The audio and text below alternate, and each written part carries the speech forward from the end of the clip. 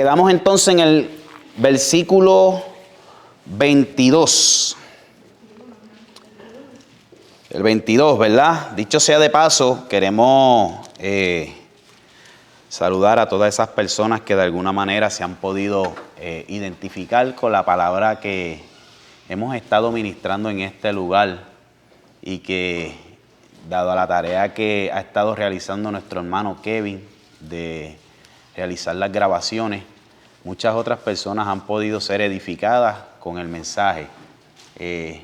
Habíamos dicho desde un principio que nuestro interés era poder compartir de nuestro pan, de nuestro alimento como iglesia, cuando nos sentamos a la mesa a escudriñar la palabra. No es una escuela teológica, es simplemente una discusión bíblica, práctica, del diario vivir, como cualquier creyente practica, ¿verdad?, sobre la palabra del Señor. Así que hemos querido compartirles y hacer parte a todos aquellos que sintonizan, ¿verdad?, cada video y nos escriben comentarios, ¿verdad?, y nos dejan saber que Dios les está hablando. Así que gócesen, alégrense. Y aquí, ¿verdad?, la Iglesia de Dios Pentecostal MI de Florida, ubicada en Davenport, hay una iglesia que adora y sirve al Señor. Amén. Así que, mire, habiendo dicho eso, nos quedamos en el versículo 22. Y hoy vamos a estar hablando sobre el amigo del esposo. Juan el Bautista, hemos ya estado hablando anteriormente de él, ¿verdad que sí? Hemos dicho sobre los principios. Por ejemplo, en el capítulo 1, versículo 19, donde nos está hablando el mensaje de Juan el Bautista, cuando comienza y recibe esta palabra para comenzar a predicar sobre el arrepentimiento y el bautismo en agua. Y ya hemos discutido un poco sobre Juan el Bautista, pero aún así, ¿alguien tiene alguna duda referente a Juan el Bautista? Sobre quién era Juan el Bautista, sobre cuál era su llamado o su propósito.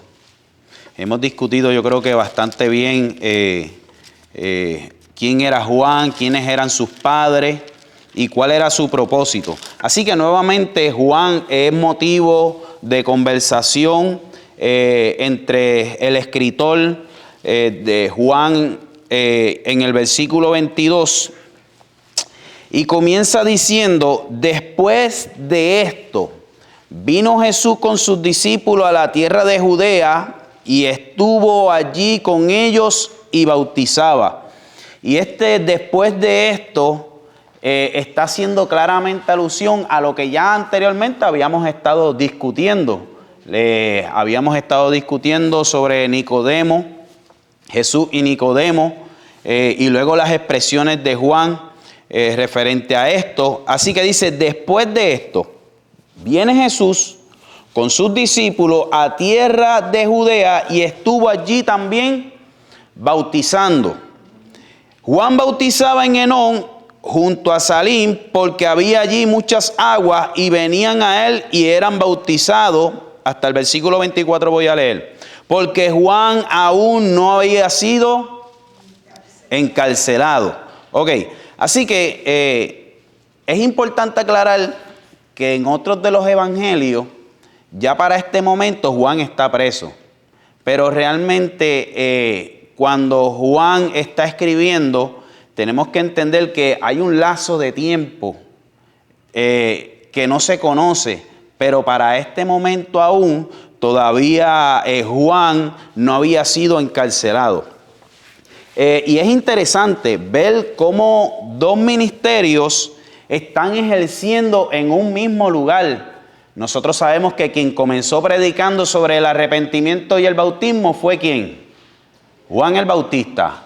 Él fue el que comenzó con esta prédica, el cual decía: arrepentíos y bautizaos, ¿verdad que sí? Y venían los escribas, venían los líderes y les llamaba generación de víbora. ¿Quién les enseñó a oír de la ira venidera? Arrepentíos.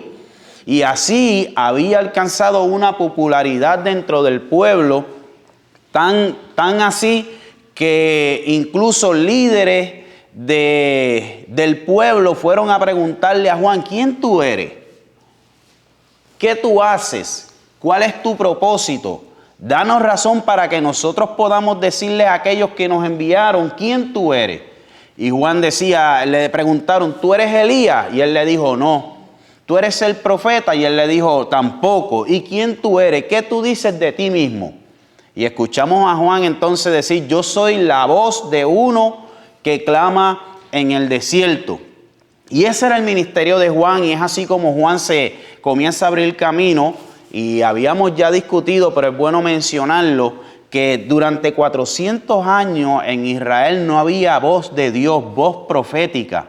Entonces aparece Juan, surge Juan de en medio de este tiempo, todos estos años donde no había palabra de Dios, y comienza a predicar una prédica de arrepentimiento. Y es eso lo que llama realmente la atención de los líderes, porque muchas personas estaban llegando a reunirse con Juan el Bautista, muchas personas estaban haciendo acto de fe en su arrepentimiento, en el bautismo. Así que es claro que el ministerio de Juan el Bautista se dio a conocer en todo Israel. La gente comenzó a hablar de aquel ministerio, de lo que estaba ocurriendo en Israel. Tanto así que incluso cuando él comenzó en su prédica, vimos que Jesús fue a donde él para bautizarse. Y Juan le dice: pero detente, porque yo creo que yo tengo que ser bautizado por ti. Él le dice: no, déjalo así para que se cumpla la palabra del Señor. Vimos también a 2 de los discípulos que eran de Juan, que andaban con Juan, que escucharon el mensaje y la predicación de Juan, haber escuchado a Juan hablar de Jesús.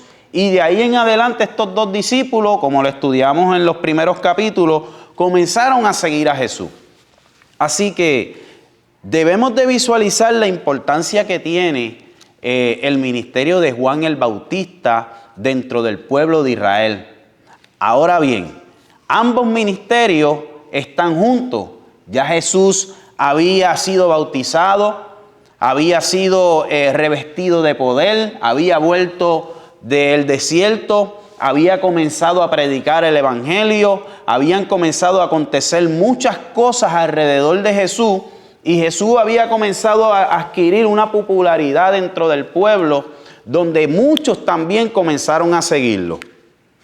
Así que tenemos entonces aquí 2 ministerios importantes que están dando mucho de qué hablar dentro de la nación.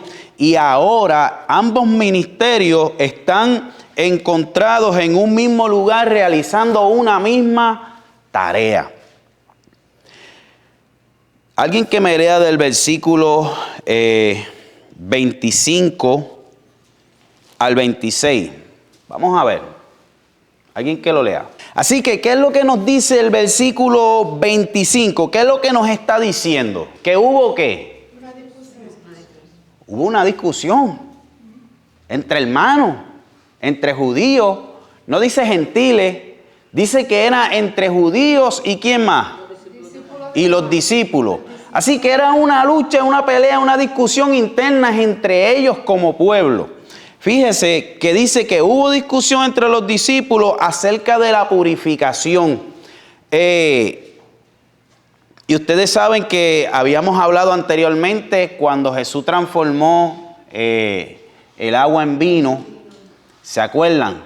Que en aquella casa habían unas vasijas, y en cada hogar habían vasijas donde para cada acto ellos se realizaban un lavatorio de sus manos, ¿verdad? Porque de lo contrario ellos entendían que se convertían en impuros si con sus manos sucias ingerían algún tipo de alimento. Y esto era una práctica, ¿verdad?, dentro de todo el pueblo de Israel, que a la misma vez era enseñada por los distintos líderes y grupos dentro del pueblo. Pero fíjese que se da una situación entre los discípulos de Juan y los judíos. Fíjese que la discusión no es entre Jesús ni Juan.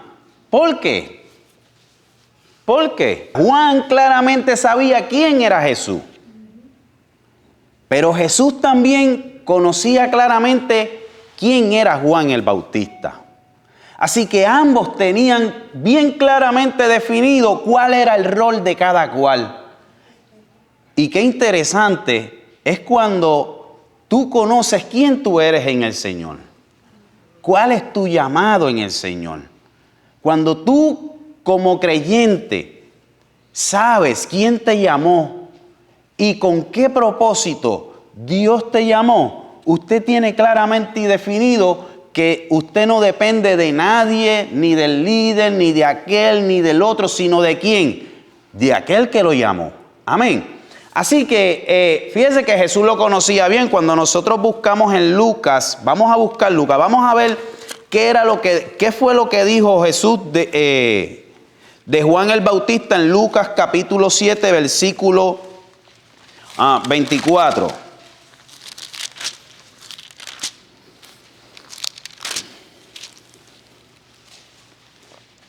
Del 24 en adelante. Lucas 7, del 24 en adelante. Dice: cuando se fueron los mensajeros de Juan, comenzó a decir de Juan a la gente: ¿qué saliste a ver al desierto? ¿Una caña sacudida por el viento? Mas ¿qué saliste a ver? ¿A un hombre cubierto de vestiduras delicadas?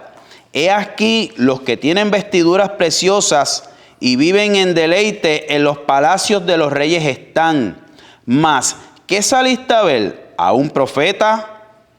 Sí, os digo, y más que un profeta.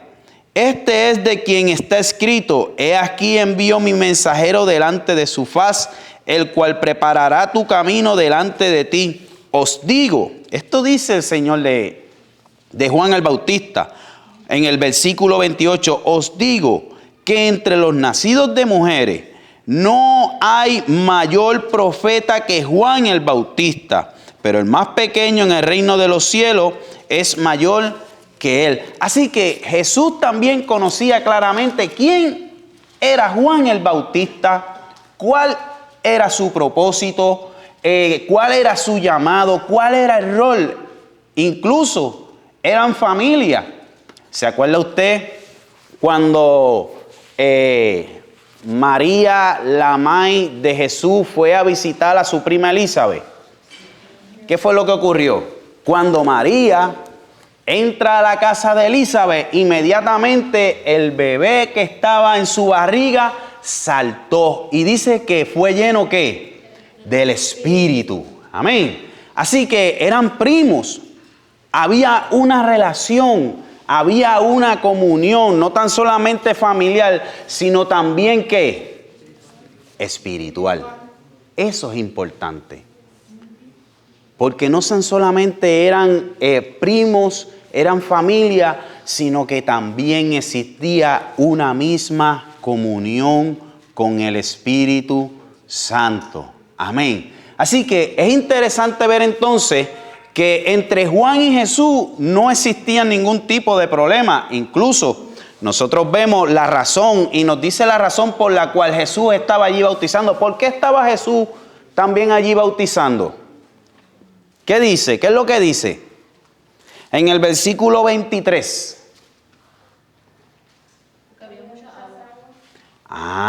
O sea que no era una competencia entre Jesús o Juan el Bautista, quién atraía más discípulos, quién tenía más, quién tenía menos.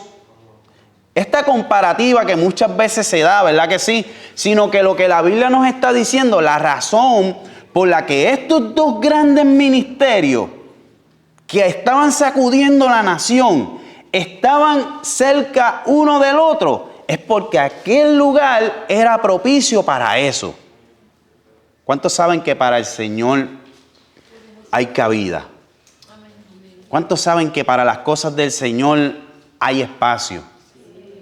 ¿Qué nos dice la palabra? Oremos, pues, para que el Señor, ¿qué? Envíe obreros a su mies. Eso es lo que nos dice la palabra. Oremos para que Dios añada personas, para que Dios traiga gente que puedan trabajar, que puedan servir, porque aquí hay espacio. Hay un lugar para otros. Amén. Así que esto nos hace ver claramente que aquel tipo de contienda que se estaba suscitando entre los discípulos de Juan y los discípulos y los judíos realmente tenían unos motivos no muy espirituales. Amén. ¿Cuántos entienden? No habían motivos espirituales, ¿verdad que no? En cuanto a esto, habían vuelto a lo que sucedía con los escribas y con los fariseos. ¿Quién era más santo? ¿Quién tenía más pureza? ¿Quién no parecía ser tan puro? Amén. Y se ponían en ese tipo de posición. No es que yo creo que esta persona, yo no creo que sea muy de Dios. No, yo creo que esta persona, por como yo la veo, yo creo que Dios no está obrando en ese lugar. Amén. Así que es interesante que este es el tipo de discusión que se está dando en este escenario, sobre quién es más espiritual, sobre quién no es tan espiritual, sobre qué hace aquel, qué deja de hacer. Mira cómo aquel lo hace, no, pero mira aquel otro cómo lo hacía. Esa era la discusión. Mira aquel cómo hacía. Mira, unos decían, no, pero es que Juan lo hacía de esta manera. Y otros decían, no, pero Jesús lo está haciendo de esta forma. Y comenzó un debate. Comenzó una discusión. Esto trajo una riña entre estos hombres, ¿verdad? Y un malestar sobre quién lo hacía mejor. Y la palabra nos pregunta, para estas cosas, ¿quién es más que suficiente? ¿Quién es más que suficiente? Si usted tiene algo y usted, lo que usted tiene, ¿de quién usted lo recibió? ¿Usted es un buen servidor? ¿Hay sabiduría de la palabra en usted? ¿Es un buen administrador? ¿Es un buen líder? ¿Es una persona que le gusta ayudar? ¿Es una persona que le gusta servir? Yo les pregunto, si eso está en usted, ¿de quién usted lo recibió? Si algo tenemos, lo hemos recibido del Señor. Si algo se manifiesta en nuestras vidas, es porque lo hemos recibido del Señor. Dios les bendiga. Si algo bueno hay en nosotros, si algo en nosotros ministra, si algo en nosotros puede hablar a otras personas, es porque lo hemos recibido del Señor. Entonces, ¿cómo es que a veces nos olvidamos que lo que tenemos fue Dios quien nos los dio?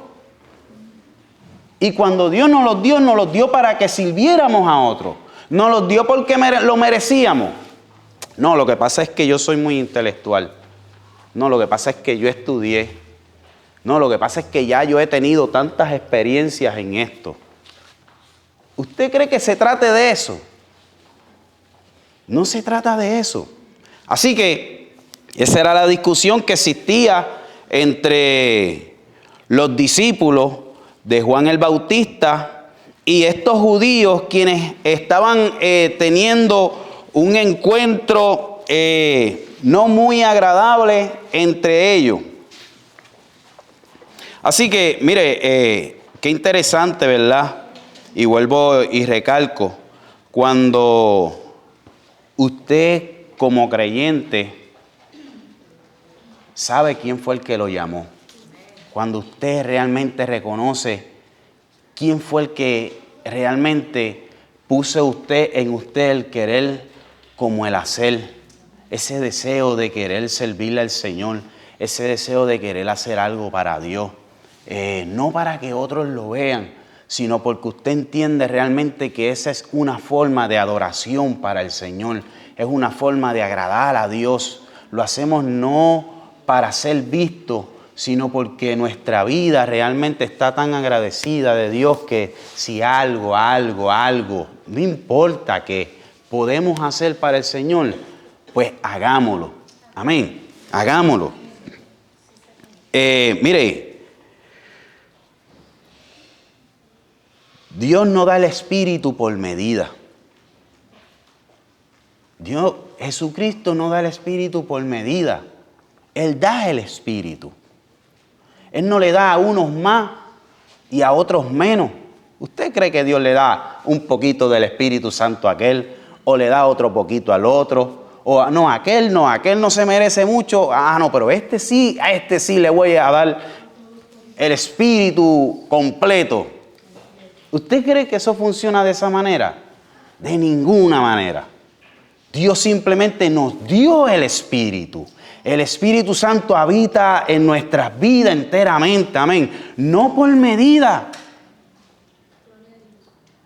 Que no se manifiesta de la misma forma y se manifiesta de distintas formas en cada uno. Sí. Efesios. Mire, Efesios, alguien que me busque Efesios capítulo 4, versículo del 11 al 13. Sí.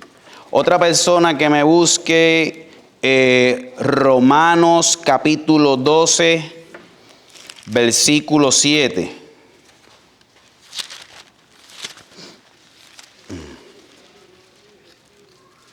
Efesios. ¿Alguien tiene Efesios? Ok. Efesios del 11. Efesios capítulo 4 del 11 al 13 y Romanos capítulo 12. Alguien que me lea el capítulo 4 de Efesios, versículo 11 al 13. Léalo. El que descendió, en el versículo 10, el que descendió es el mismo también que subió por encima de todos los cielos para llenarlo todo. Y él, hablando de Jesús, él mismo constituyó a unos apóstoles, a otros profetas, a otros evangelistas, a otros pastores y maestros. ¿Con qué fin? ¿Qué es lo que dice? Con el fin de perfeccionar a los santos para la obra del ministerio. ¿Para qué? ¿La edificación de qué? De alguno, de una parte, del cuerpo de Cristo. ¿Y quién es el cuerpo de Cristo? Nosotros somos el cuerpo de Cristo. Así que la labor que tú ejerces, la labor que ejerce tu hermano, la labor que ejerce el otro, tiene un fin y tiene un propósito. Y ese propósito es que todos seamos edificados. Que la administración de mi hermano me edifique. Que la administración de mi hermana me edifique. Que, mire, Dios ha capacitado hombres, mujeres. Amén. Dios capacita. Dios es el que capacita. La Biblia dice, el que esté falto de sabiduría, ¿qué? Pídala a Dios. De manera que nadie se quede fuera diciendo, no, pero es que yo no sé qué es lo que voy a hacer o cómo lo voy a hacer. Esto no se trata de cuán capaz tú creas que eres, sino de cuán grande es el Dios al que tú le sirves. Y aquel que te llamó, aquel que te comisionó, aquel que te trajo, que ha dispuesto de ti, para ti un propósito. Alguien que me lea Romanos. Vamos a ver, Vamos a Romanos. Romanos capítulo 12. Capítulo 12, del 3 al 7. El 8 dice, el que exhorta en la exhortación, el que reparte con liberalidad, el que preside con solicitud, el que hace misericordia con alegría. El amor sea sin fingimiento, aborrecer lo malo, seguir lo bueno. Ese versículo 3, yo lo hice un día aparte de mi vida, donde dice, digo pues por la gracia que me es dada a cada cual que está entre vosotros, que ninguno tenga mayor concepto de sí mismo del que debe de tener, sino que cada quien piense de sí mismo ¿Qué dice? Con cordura. Que yo no crea, que yo no me comience a creer algo que yo no soy. Que yo no tenga un mayor concepto de mi persona del que es. La Biblia dice, cada quien a su medida de fe. ¿Verdad que sí? Pero qué difícil es cuando comenzamos a sentirnos que somos autosuficientes. Que comenzamos a ver a los demás por encima del hombro. Que comenzamos a decir no porque Dios me usa. No porque eso ya yo lo sé. Y no necesito que otro me venga a repetir lo que ya yo sé. La Biblia, Pablo le está diciendo, ninguno tenga mayor concepto de sí mismo. Cada quien piense de sí mismo como persona cuerdo. Que no se nos suba el zumo a la cabeza y no nos deje pensar con claridad y nos olvidemos de quién es el que hace que todas las cosas sean posibles. Porque si perdemos en el camino, si nos perdemos en el camino y nos olvidamos mediante quién es que surgen todas las cosas, mi hermano, nos vamos allá al extraviado. Nos vamos allá al extraviado. Y no digo simplemente en la administración de nosotros como ministros, como líderes, como servidores, como ujiel, como el que barre, como el que da la clase. No simplemente en eso, sino en toda nuestra vida. Porque fácil tal vez es aquí correr por la línea, pero cuando estamos en el trabajo, ¿verdad? O cuando estamos con nuestros familiares, o cuando estamos en cualquier otro lugar, que no se nos olvide realmente, que aprendamos realmente a tener como centro a Dios en nuestra vida. Así que mire, Pablo hace alusión a distintas cosas que se realizan, el de servicio en servir, el que exhorta en la exhortación, el que reparte con liberalidad, el que preside con solicitud, el que hace misericordia con alegría. O sea, Pablo decía, esto es más que barrer la iglesia. Esto es más que conectar el equipo. O sea, no es barrer la iglesia. Es limpiar la atmósfera espiritual. Es que cuando tú estés barriendo, tú vayas presentando a los hermanos que van llegando. Tú vayas preparando el ambiente. No es conectar el equipo. Es traernos a la comunión. Voy a conectar este equipo porque queremos que el cielo se conecte en este lugar. A los músicos no es tocar. Es preparar un ambiente para que el Espíritu Santo se manifieste, para que quien esté ministrando sienta la libertad en esa armonía espiritual y poder entonar un cántico de adoración que llega al cielo. ¿Cuántos están entendiendo? Amén. Carla, ¿va a decir algo? Amén. Amén. Así que de eso es que se trata. De eso es que se trata, iglesia, hermano, no es simplemente hacer las cosas por hacerlas, porque si perdemos de perspectiva la realidad espiritual de lo que estamos haciendo, nos vamos a hallar también como estos hombres. No, porque aquel dice esto, no, porque aquello lo hacen de aquella manera, pero nunca vamos a entender realmente el propósito, porque cuando tú entiendes claramente tu propósito como iglesia, ¿sabe? Usted no va a alegarle a ningún hermano, porque lo que usted hace, lo hace para Dios. Amén. Y usted sabe que tiene comunión con Dios y sabe lo que está haciendo para Dios y sabe cómo el Espíritu se está moviendo y sabe la encomienda que Dios le ha puesto en sus manos.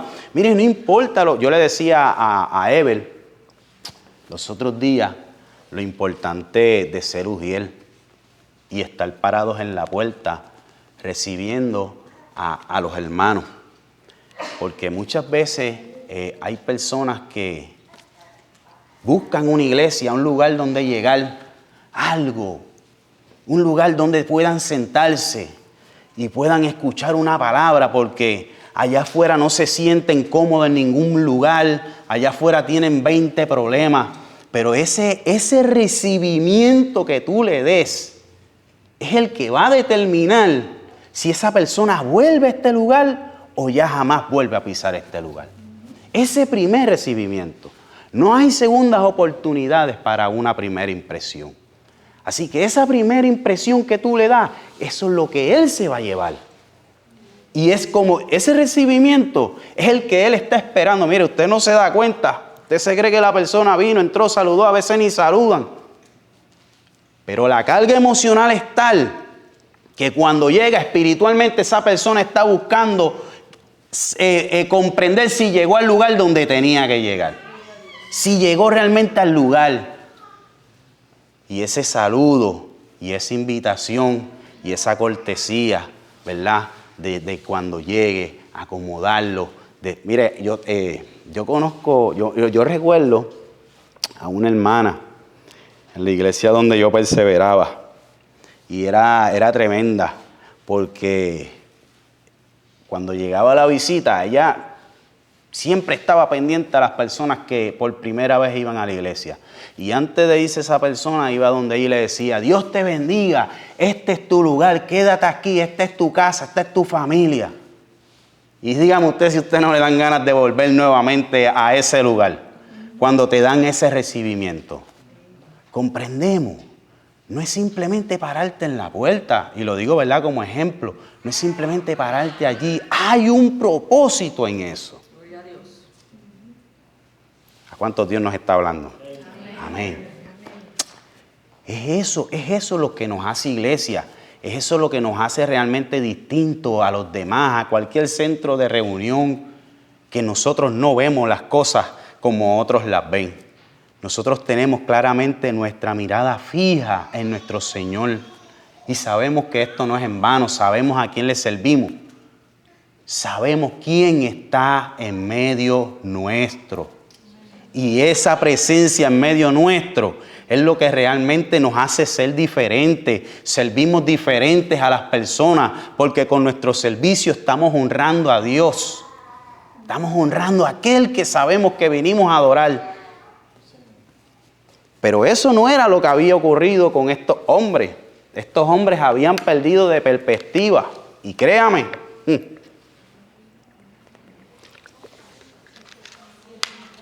muchas veces perdemos de perspectiva.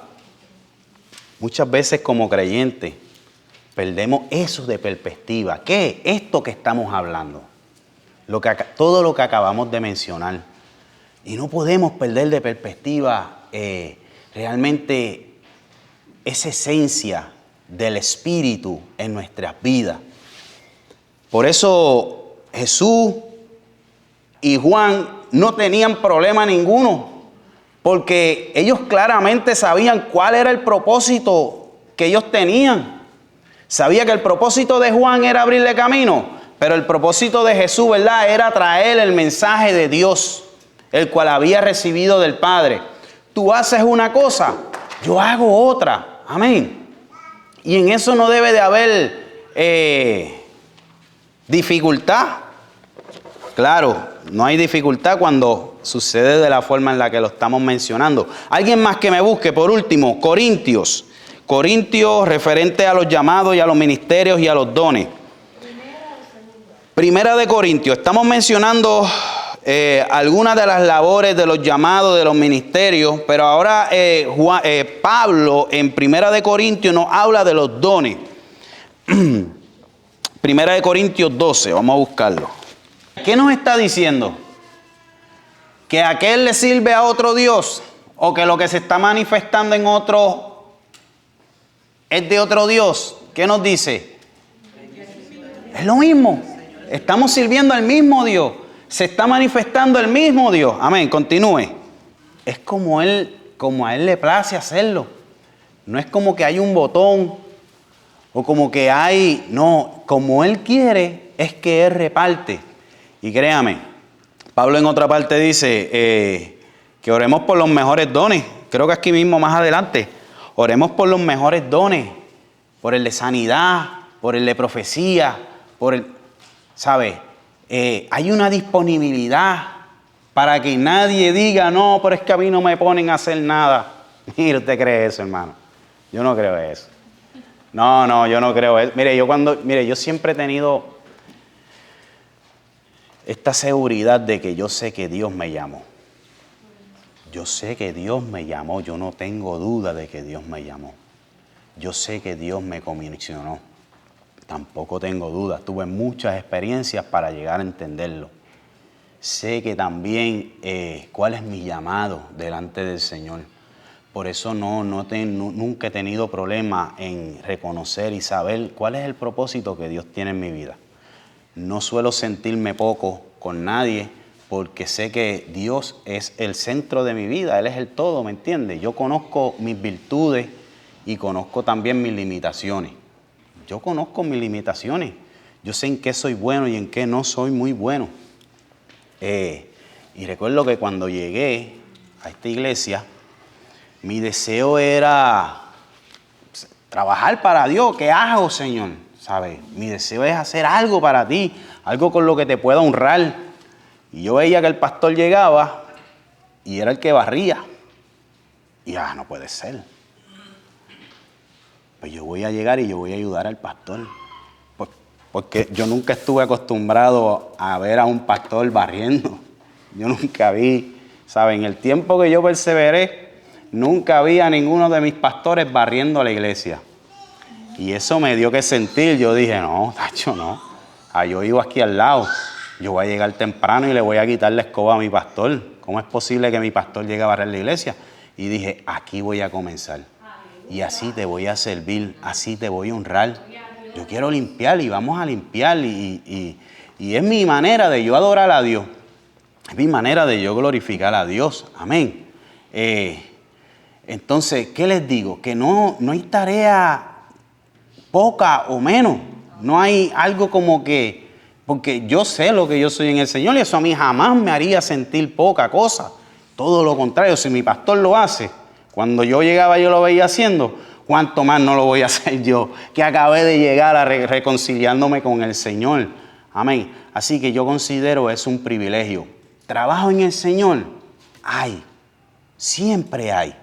Nunca dudes del llamado que Dios, mire, si Dios a usted lo llamó y Dios puso sobre usted unos talentos y unos dones, mire, hermano, eso no hay quien lo detenga. Eso se va a manifestar de por sí. Usted tenga siempre esa libertad de que si Dios lo llamó y lo comisionó, usted claro en lo que Dios es y en cómo Dios lo usa. Mire, no hay oposición ninguna. No hay oposición ninguna porque Dios siempre va a manifestar lo que hay de Dios en ti. Dios lo va a manifestar, quiera el que quiera. Ahora, no necesitamos estar aquí al frente para decir Dios me usa. No piense tampoco eso. Porque si yo al principio, hoy, por gracia de Dios, Dios me ha permitido estar aquí. Y yo sabía desde que llegué que iba a estar aquí. Yo lo sabía. Y lo digo con toda humildad, pero sé cuál es mi llamado, sé qué es lo que me apasiona, qué es lo que me gusta, cómo yo puedo honrar a Dios, porque así Dios, ¿verdad?, le ha placido. Pero antes de estar yo parado aquí, lloraba en mi casa. Dios mío, dame la palabra y el versículo para ministrárselo a la iglesia desde mi silla. Dame la palabra, dame el versículo. Que pueda ministrar con ese versículo a algún hermano. Que pueda ministrar a la iglesia. Y ustedes me han visto llegar y saben que ha sido así. Siempre que tuve la oportunidad, desde mi asiento, hablar, ministrar la palabra, el conocimiento. Es que tampoco iba a poderme quedarme callado. Es difícil. A mí me pongo nervioso. Cuando Dios quiere, cuando yo sé que tengo que decir algo, me pongo nervioso. El corazón me pega a palpitar. Ya yo sé que Dios quiere que lo diga, lo que Él está trayendo a mi corazón. Y créeme que yo no resisto, no voy a resistir al Espíritu. Jamás cuando Dios quiere que yo hable de parte de Él o que dé una exhortación o que en algo que yo sé que Dios quiere hablarle a alguien, mira hermano, tengo que decírselo. Amén. Así que, ¿qué les digo? Hay trabajo en el Señor. Hay mucho que hacer. No tan solamente nosotros como iglesia, aquí dentro, allá afuera hay mucho trabajo, mucho trabajo. La mies es mucha y los obreros son pocos, hermano. Son pocos los que realmente quieren ponerse en la brecha y decir, Dios mío, úsame. ¿Sabe? Son pocos los que realmente quieren depositarse y decir, hazlo conmigo. El propósito que tú tienes, cúmplelo. Porque, número uno, tiene que haber una disponibilidad. Número dos, hay que ser valiente. Hay que ser valiente. Tienes que tenerla clara con Dios, ¿sabes? ¿Cuál es el llamado? Porque, mire hermano, usted allá afuera no puede salir a disparar a donde quiera. Sabe que hay un enemigo que tiene cautivas las almas y no las va a dejar libres así de fácil. Tiene que revestirse del poder. Amén. Así que hay mucho trabajo en el Señor, pero más sin embargo nosotros vemos aquí a los discípulos de Juan y a los judíos. ¿Cómo están ellos? Discutiendo, mira hermano, con tanto trabajo que había y ellos estaban discutiendo uno con el otro. No, porque aquel, como ya les dije, aquel es más santo, aquel no es tan santo. No, si ese Dios lo usa, no, ese Dios lo usa menos. Ese tiene que tener algo entre manos, ¿verdad? Así que el versículo 26, lo leímos. Y vinieron entonces a Juan, dice, el versículo 26, estoy de nuevo en Juan. Juan capítulo 3, versículo 26. Dice, y vinieron a Juan y le dijeron, Rabí, mira que el que estaba contigo al otro lado de Jordán, de quien tú diste testimonio, bautiza y ¿qué? Y todos vienen a él. Así que lo que había comenzado como una discusión por la purificación, cuando llega donde Juan ya no era lo mismo, ya eso se había transformado en otro asunto. Amén. Y es así como sucede, ¿verdad? Comienzan discusiones por un asunto y cuando vienen a ver, mire hermano, lo que tienen es una película montada que usted dice, pero ¿y qué pasó aquí? ¿Sabe? ¿Dónde está Dios aquí? ¿Verdad? Porque se crea el drama, se crean libretos y allá cada quien actúa y hace su papel. Y eso era lo que estaba ocurriendo aquí. Cuando llegan entonces ahora donde Juan, ya no era lo mismo que estaban discutiendo. Y fíjese que le dice, vinieron a Juan y le dijeron, maestro, el que estaba contigo, al otro lado de Jordán, de quien tú diste testimonio, ese se está llevando a todo el mundo. Mire, exageradamente, eso es una hipérbole, ¿verdad que sí? Bien exagerado. Hay quien lo lleva a otro nivel, como les dije, ¿verdad que sí? En un asunto muy simple tal vez, y siéndolo, porque no era realmente un problema. Pero quien no lo ve con toda claridad, no, porque esta gente se están llevando a todo el mundo para allá. Y tú eres el culpable porque ese era el que andaba aquí. ¿Verdad? Eso es lo que le están tratando de decir. El que tú bautizaste, ese se está llevando a todo el mundo.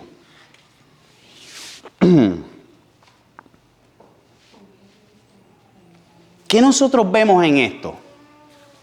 Vamos a detenernos un poco.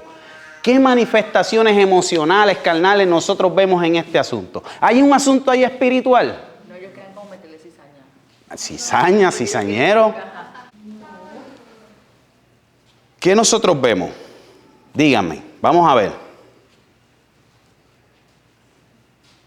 ¿Hay enojo?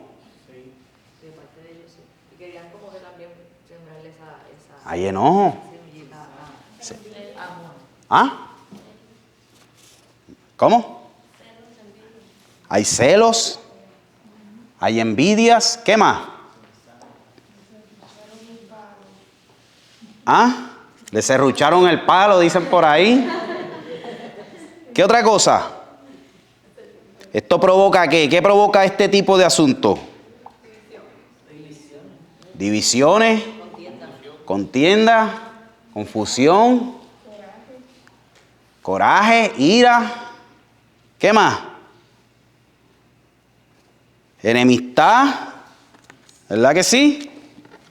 ¿Y qué tipo de manifestaciones son estas? Estas son manifestaciones espirituales. Puede ser ignorancia o haber perdido de perspectiva el propósito por el cual estaban allí. Mire, a mí me gustó, esto es un asunto filosófico. Voy primero por esto y después vamos por el espiritual, el que es. Pero los 3 filtros de Sócrates, cuando estaba leyendo esto, me recordé de esto y dije, vamos, quise traérselo. Pero ¿alguien ha escuchado los 3 filtros de Sócrates? ¿Los han escuchado? ¿Alguien? ¿Sí? Sócrates dice, en una ocasión, escuchen esto, un discípulo llegó muy agitado a la casa de Sócrates. Empezó a hablar de esta manera. Maestro, quiero contarte cómo un amigo tuyo hablando de ti con malevolencia. Sócrates lo interrumpió diciendo, espérate. ¿Ya hiciste pasar a través de los 3 filtros lo que me vas a decir? Y el discípulo le dice, ¿los 3 filtros? ¿Qué es eso? ¿De qué habla? Sócrates le dice, sí, replicó Sócrates. El primer filtro es la verdad. ¿Ya examinaste cuidadosamente si lo que me vas a decir es verdadero en todos sus puntos? Y entonces le dijo, no, lo oí decir a unos vecinos. Pero al menos lo habrás pasado por el segundo filtro, ¿verdad? Que es la bondad. Lo que me quieres decir es por lo menos bueno. No, en realidad no, al contrario, nada tiene de bueno. Interrumpió Sócrates. Entonces, vamos al último filtro. ¿Es necesario que tú me cuentes esto a mí? Para ser sincero, le dijo el discípulo, no es necesario. Entonces, sonriendo el sabio, si no es verdadero, si no es bueno, ni necesario, sepúltalo en el olvido. ¿Cuántos entienden? Sí. Muchas veces escuchamos decir muchas cosas, como estos discípulos. Escuchaban de una parte y de la otra. Venían las cosas de aquí y de allá. Se estaba dando, como les dije, algo nuevo dentro del pueblo. La gente estaba muy pendiente a lo que estaba ocurriendo. Muchas cosas buenas estaban ocurriendo, pero también muchas otras personas estaban en contra totalmente de lo que estaba ocurriendo. Así que surgían muchas cosas. Y es interesante ver, ¿verdad?, desde este punto de vista de un sabio, si lo que tú me vas a decir a mí, tú estás seguro que verdaderamente eso es verdad. Cuando usted va a hablar algo, asegúrese primero que lo que usted va a decir realmente sea verdad. No que alguien le dijo, no porque allá dicen esto de esta persona, no porque allá yo escuché que lo decían esto. Tú lo comprobaste, tú estabas allí, ¿verdad? Tú estabas allí. Tú no estuviste allí. Lo estás escuchando de segunda y tal vez hasta de terceras personas lo que están diciendo. Pero tú ni tienes la certeza. Así que si usted realmente no está seguro de algo, mire, mejor ni lo diga. Resérveselo. Resérvelo para usted. Dios mío, ayúdame. Dame revelación si tengo que orar o si es que tú tal vez quieres que yo conozca esta situación para que ore. Mira, hay personas que oran por el espíritu de revelación. Y se creen que el espíritu de revelación le va a revelar todo lo que está haciendo el hermano o la hermana. Sí. No. Entonces después llegan a la iglesia y dicen, no, el espíritu me reveló, pastor, que el hermano o la hermana está haciendo esto y esa persona yo creo que está en pecado. Pero ese espíritu de revelación se derramó horas antes cuando recibió una llamada que alguien le dijo. Alguien le dijo, Y ahí está el espíritu de revelación. Dios me reveló por medio de aquel que me llamó. No, mi hermano, eso no es así. Tenga cuidado. Mire, todo lo contrario. Esto es serio, esto es serio. Yo creo que cuando Dios nos revela algo de una necesidad o de alguna situación, es porque Dios sabe que tú tienes la capacidad de orar. Tú tienes la capacidad de interceder. Tú tienes la capacidad de tú sentarte y decirle, Dios, dame las palabras necesarias para yo poder hablarle a esa persona. Porque Dios no es bochinchero. Dios no es bochinchero. Dios no te va a decir algo para que usted vaya a decirlo por ahí. Cuando Dios te revela algo de alguna persona es porque Dios sabe que usted es un hombre y una mujer de Dios. Que usted no va a ir a decírselo a todo el mundo. Que usted va a tomar ese problema y lo va a presentar delante del altar, delante de la intimidad, de tu intimidad con Dios. Y usted va a comenzar a interceder. Y usted va a empezar a romper cadenas, ataduras. Y es usted quien va a orar por esa transformación. Es así, hermano. Pero Dios no le va a revelar algo para que usted vaya a decírselo a todo el mundo. Eso no es de Dios. Así que si no es verdadero, si no está usted completamente seguro, mejor ni lo diga. Yo siempre he dicho que si no puedo decir nada, no tengo nada bueno que decir, pues no digo nada. Mejor no digo nada. Si no tengo nada bueno que aportar de mí, de una persona, ¿por qué voy a decir lo malo? ¿Usted entiende? ¿Por qué voy a despodricar de una persona que yo no, ¿sabe? Si no puedo decir algo bueno de esa persona, tampoco voy a decir algo malo. ¿En qué edifica eso? En ninguna manera. Así que le dice, asegúrate primero que sea verdad. Lo otro, es bueno. Lo que tú me vas a decir, lo que tú vas a decir realmente va a edificar a alguien. No va a edificar a nadie. No te está edificando a ti y se lo vas a decir a otra persona. Si a ti no te hace un bien, menos le va a hacer a otra persona. Y lo último, es necesario, como bien estamos diciendo, puede ayudar en algo, puede contribuir. Si puede contribuir, pues sí, vamos a sentarnos, vamos a dialogar, vamos a hablar. Pero si ninguna de estas cosas van a pasar, seamos temerosos, tengamos cuidado la forma en que hablamos. Muchas veces perdemos la comunión con Dios por sencillez y nos preguntamos por qué yo no siento ya a Dios, por qué no siento que Dios está en mi oración, por qué ya no tengo la misma comunión. Pero mírate dentro de ti, logra darte cuenta qué cosas realmente en ti están impidiendo que el Espíritu Santo pueda habitar en ti. A veces son pequeñeces en nuestra vida que realmente nos sacan de la comunión con Dios, que se presentan como un obstáculo a nuestra vida y no nos dejan avanzar en nuestra espiritualidad, en nuestro crecimiento. Cosas muy sencillas. Quien tiene comunión con Dios sabe lo sensible que es el Espíritu Santo. Lo sensible que es la presencia de Dios en tu vida. Que a veces para usted lograr una comunión con Dios verdaderamente, yo sé que muchos de los que logramos tener una buena oración de arrepentimiento, de reconocimiento, inmediatamente, ¿siente usted el Espíritu Santo o no lo siente? Claro que sí. Y nos sentimos llenos, sentimos que entramos al lugar santísimo. Dios nos ministra porque hay un arrepentimiento. Pero cuando nos descuidamos, en muchas de estas formas, impedimos que la presencia de Dios, ¿verdad?, se derrame en nuestras vidas. Ahora, les dije, ¿verdad?, desde ese pensamiento, pero ahora vamos a Gálatas. Vamos a buscar el filtro de la palabra. Gálatas capítulo 5, versículo 16. Gálatas 5.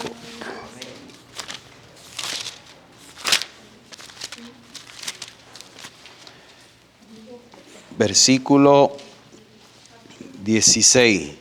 Capítulo 5. Gálatas capítulo 5. Versículo 16 en adelante. El pastor, ¿lo lee el pastor? Voy a leer del 16 al 24. Es mucho, pero nos vamos a ir deteniendo rapidito. A ver cuánto tiempo nos queda. Vamos. Digo pues, andad en el Espíritu y no satisfagáis los deseos de la carne.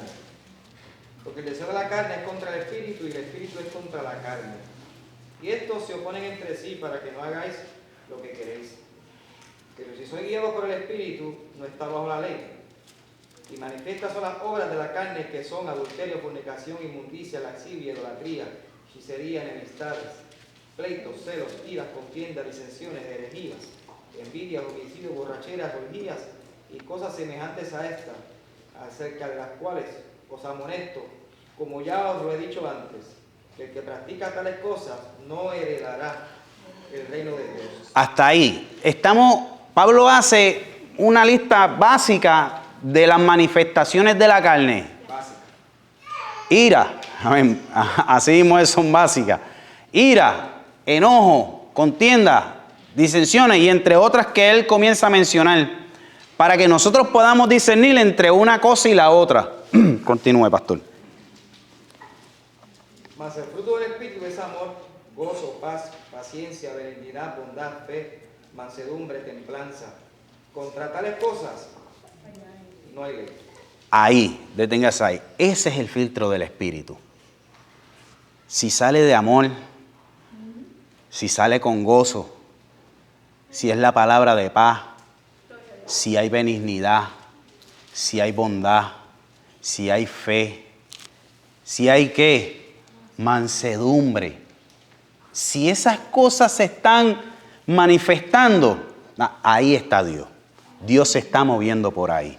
Pero cuando estas cosas no están, ¿qué es lo anterior? Ira, enojo, contienda, disensiones, pleito, celo, enemistades. Así que Pablo nos menciona y nos dice, cuando está el Espíritu Santo obrando, hay una manifestación. Cuando está la carne obrando, hay otra manifestación. Continúe, pastor. Pero los que son de Cristo han crucificado la carne con sus pasiones y deseos.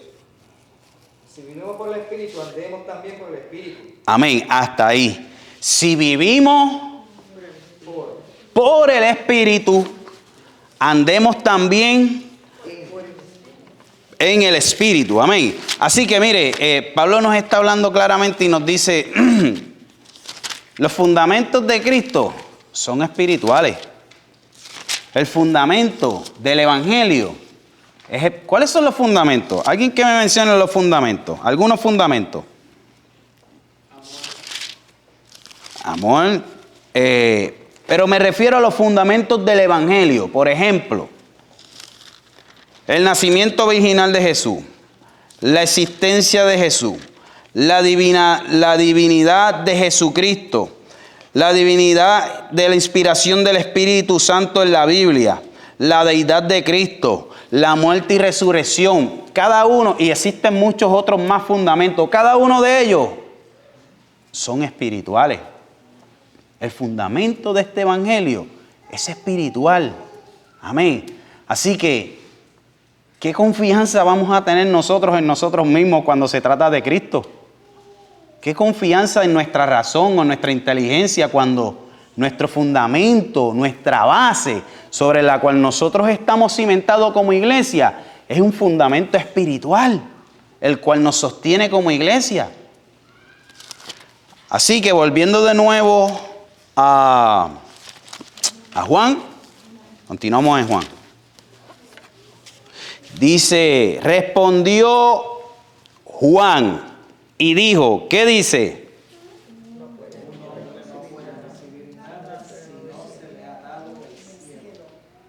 ¿Qué hizo Juan? ¿Qué hizo?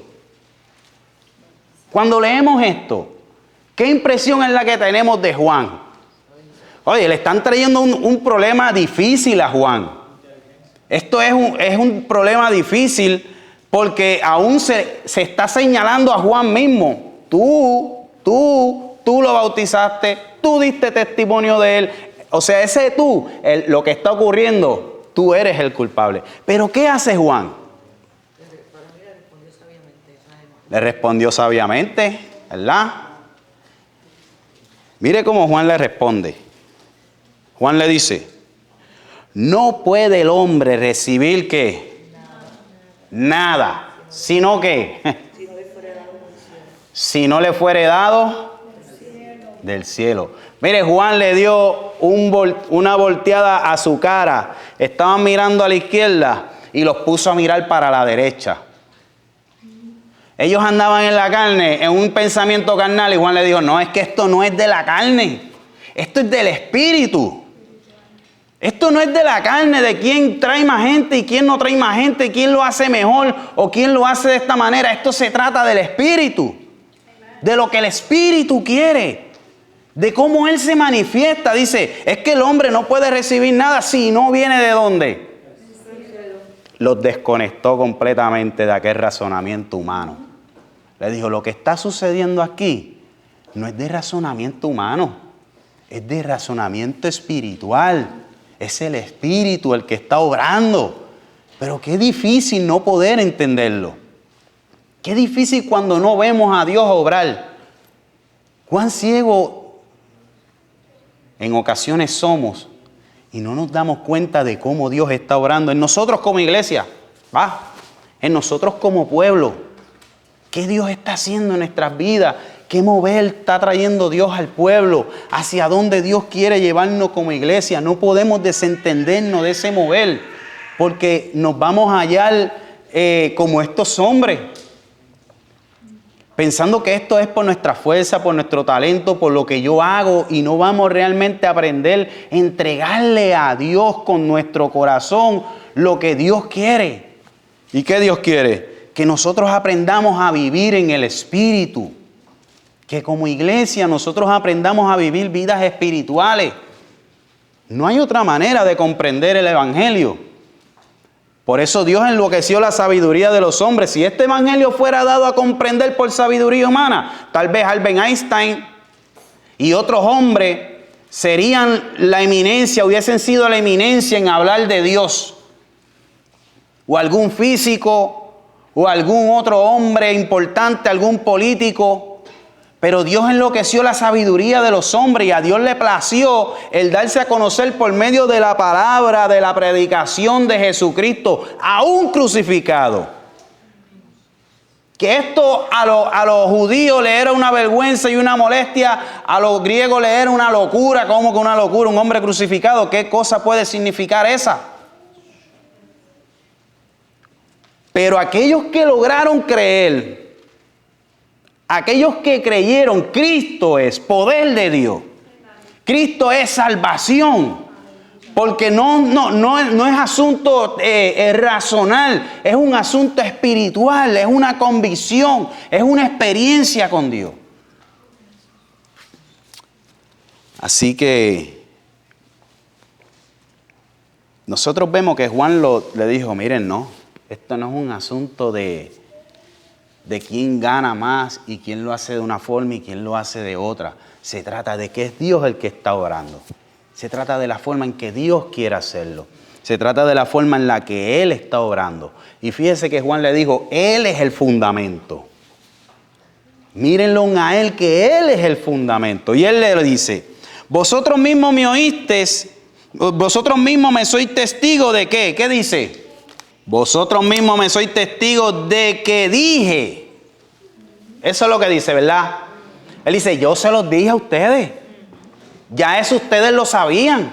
Ustedes me están diciendo que Él tiene más personas, pero es que eso ustedes lo sabían que iba a ocurrir. Yo desde un principio siempre he hablado y he dicho que viene otro. Que viene otro en la autoridad de Dios, que viene otro del cual yo no soy digno de desatar los pies, su calzado, que viene otro que es enviado del cielo. Juan les estaba diciendo, es que eso fue lo que yo les dije otra cosa distinta. O sea, Juan le está diciendo, yo les dije algo a ustedes distinto que iba a ocurrir. No, Juan se había encargado de preparar todo aquel tiempo el escenario. En todo tiempo Juan preparó el escenario para que Jesús tuviera entrada y recibiera esa comodidad. ¿Que entrara quién? Jesús. Que Él entrara en su ministerio. Mire, hay una palabra que yo encontré y me encanta, me gustó y quería compartirla referente a esto. Y se encuentra en Marcos capítulo 4, versículo 24 en adelante. Vamos a buscar Marcos. Juan el Bautista les estaba diciendo, yo se los dije a ustedes, yo se los estuve anunciando, ¿por qué ahora ustedes tienen este tipo de actitud? ¿Por qué está ocurriendo esto? Marco, capítulo 4, versículo 24. Se los voy a leer. Se los voy a leer en dos versiones.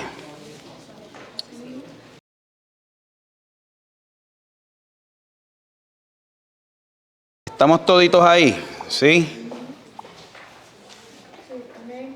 Ok. Se los voy a leer primero en la Reina Valera y luego se los voy a leer en la Nueva Traducción Viviente. Mire lo que dice. Y les dijo también Jesús, esto hablando Jesús, y esto ya luego de haberles hablado sobre que nada hay oculto de ser manifestado. Le dijo, mirad lo que oís, porque con la medida con que medís os seréis medido, y aún se añadirá a vosotros lo que oís. Porque al que tiene se le dará, y al que no tiene, aún lo que tiene se le quitará. En la Nueva Traducción lo verbaliza de esta forma.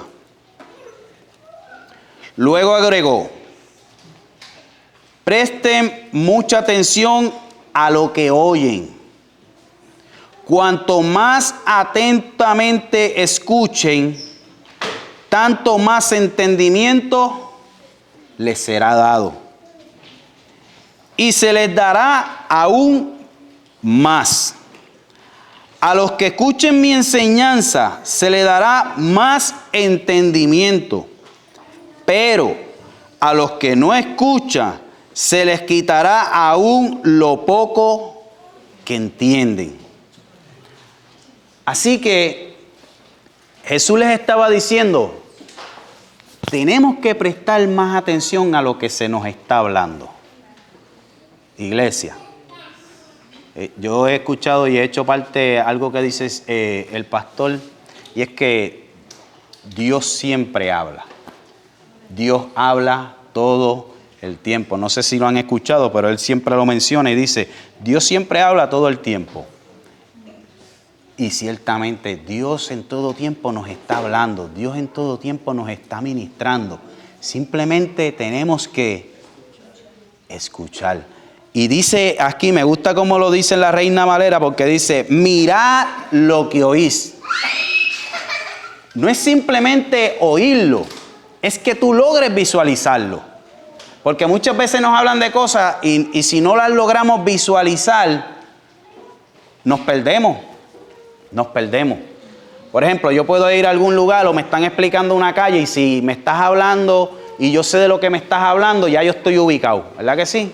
Mira, no, que tienes que pasar por aquí, que tienes que dar la vuelta en aquel lugar que hay tal tienda y usted visualiza y usted dice, ok, ajá, ya estoy ubicado. Pues mira, por ahí le das a la derecha y pues usted sabe ya la indicación. Pero cuando le están hablando algo a usted que usted no sabe, no, que la carretera 23... allí hay un establecimiento y usted no tiene ni idea de lo que están hablando, usted se pierde. Usted está perdido. Pero Jesús le estaba diciendo, mirad lo que oís. O sea, atento a lo que estás escuchando. Entiende lo que te está diciendo. Porque cuando usted logra visualizar la palabra de Dios en su vida, usted va a poder retenerla. Y eso que usted retenga y esa revelación de su palabra y entendimiento añadirá a su vida más entendimiento. Por eso yo les preguntaba al principio cuando llegamos, ¿hemos aprendido algo? ¿Nos hemos llevado algo de lo que se ha estado hablando? Porque si usted se lleva algo, a eso que usted se llevó se le va a añadir una experiencia, se le va a añadir un nuevo conocimiento, una revelación más en el entendimiento de nuestro Señor Jesucristo. Amén. Hay más grande satisfacción de que Dios ponga una palabra en su vida y usted pueda ministrarla. De que Dios le diga, ve si haz esto y usted lo haga.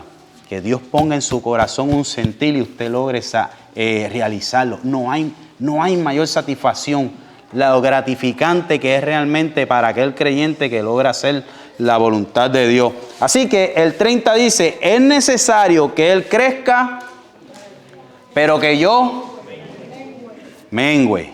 Amén. Así que Juan estaba, como les digo, nuevamente estaba claro en cuál era su propósito. Él sabía que tenía un propósito y que ese propósito tendría un cumplimiento. Mire, realmente no hay mayor satisfacción que yo he podido experimentar que usted sea un puente a otras personas. Que usted pueda ser un puente de bendición. Que tal vez usted tiene algún tipo de conocimiento o alguna habilidad y hay otra persona que tal vez no la tiene, pero que usted haga y se ponga en medio para que esa persona pueda lograr y realizar eso que desea. Tal vez yo no canto bien, pero si me ayudan, canto mejor. Tal vez yo no predico bien, muy bien, pero si me ayudas a predicar y me dices y me enseñas, puedo hacerlo mejor. Y para mí no hay más grande satisfacción que poder de alguna manera ser instrumento para que otra persona pueda gozarse en el Señor. Y yo creo que debe de ser también el mismo contentamiento de nosotros. Aunque no luzcamos nosotros igual, aunque esa persona luzca más, pues esa es la idea. Que se goce porque está luciendo. Y tú te gozarás más saber que tú has sido parte de ese propósito. Tú has tenido que ver con ese asunto. Amén. Así que, habiendo dicho esto, damos por culminado. ¿Dudas, preguntas? No habiendo dudas ni preguntas, damos entonces por culminada la clase. Amén. Dios les bendiga.